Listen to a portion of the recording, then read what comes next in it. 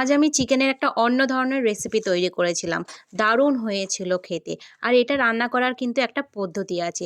আর সেটা এই ভিডিওর লাস্টে বলবো। তো নমস্কার বন্ধুরা, আমার নতুন একটা ব্লগে আপনাদের সবাইকে স্বাগত। আজ আমি আপনাদের কাছে এক অসাধারণ একটা রেসিপি নিয়ে চলে এলাম।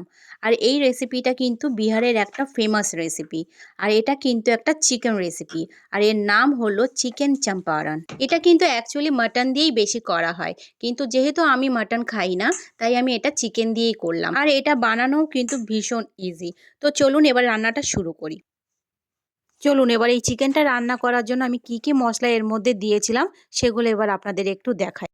পেঁয়াজ, যেটা আমি লম্বা করে কেটে নিয়েছি, আর একটা রসুন যেটা মাঝখান দিয়ে কেটেছি, শুকনো লঙ্কা ও তেজপাতা। আর এটা হলো ধনের গুঁড়ো, শুকনো লঙ্কার গুঁড়ো আর গোলমরিচ গুঁড়ো একসাথে, গোটা জিরে, গোটা গরম মশলা যার মধ্যে রয়েছে লবঙ্গ, দারচিনি, এলাচ। আর এটা হলো প্যাপরিকা পাউডার রং হওয়ার জন্য, হলুদ গুঁড়ো। আর এটা হলো আদা রসুন পেস্ট। এগুলো দিয়ে আমি মাংসটা রান্না করেছিলাম। তো প্রথমে আমি চিকেনের মধ্যে দিয়ে দিলাম কেটে রাখা পেঁয়াজ, আদা রসুন পেস্ট, ধনের গুঁড়ো, হলুদ গুঁড়ো, শুকনো লঙ্কা ও গোলমরিচ গুঁড়ো, গোটা জিরে, প্যাপরিকা পাউডার, নুন। আর এটা হলো গরম মশলার গুঁড়ো, সর্ষের তেল। এবার এগুলো সব একসাথে কিন্তু ভালো করে মেখে নিয়েছিলাম। তারপর এর মধ্যে দিয়ে দিলাম গোটা গরম মশলা, শুকনো লঙ্কা ও তেজপাতা, আর সেই গোটা রসুন যেটা মাঝখান দিয়ে কেটে নিয়েছিলাম। এবার সব আবার ভালো করে একসাথে মেখে আমি মোটামুটি আধ ঘন্টা রেখে দিয়েছিলাম।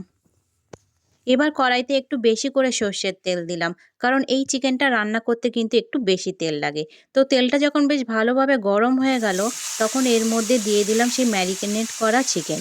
তারপর বেশ ভালো করে নাড়াচাড়া করে 10-15 মিনিটের জন্য কিন্তু আমি ঢাকনা দিয়ে এটা রেখে দিয়েছিলাম। জল কিন্তু এর মধ্যে একদমই দেওয়া যাবে না, পুরোটাই কিন্তু ভাপে রান্না হবে। আর অবশ্যই রান্না করবার সময় কিন্তু গ্যাসটা একটু ছোট করে রাখবেন। আর 10 মিনিট পর পর এসে এটাকে একটু নাড়াচাড়া করে দিতে হবে, নাহলে চিকেনটা কিন্তু কড়াইতে লেগে যাবে। তো আমিও গ্যাসটা ছোট করে কিন্তু ঢাকনা দিয়ে বেশ কিছুক্ষণ রেখে দিয়েছিলাম। তারপর দেখলাম যখন যে চিকেনটা বেশ সেদ্ধ হয়ে গেছে, তখনই কিন্তু আমি এটা নামিয়ে দিয়েছিলাম। আর আমি কিন্তু হালকা গ্রেভি রেখেছিলাম, এটা হালকা গ্রেভিই কিন্তু বেশি ভালো লাগবে খেতে।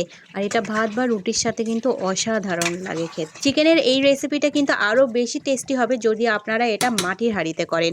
আপনাদের কাছে যদি মাটির হাঁড়ি থাকে তাহলে অবশ্যই কিন্তু মাটির হাঁড়িতেই কিন্তু এটা রান্না করবেন। আমার কাছে যেহেতু মাটির হাঁড়ি ছিল না, তাই আমি মাটির হাঁড়িতে রান্না করতে পারিনি।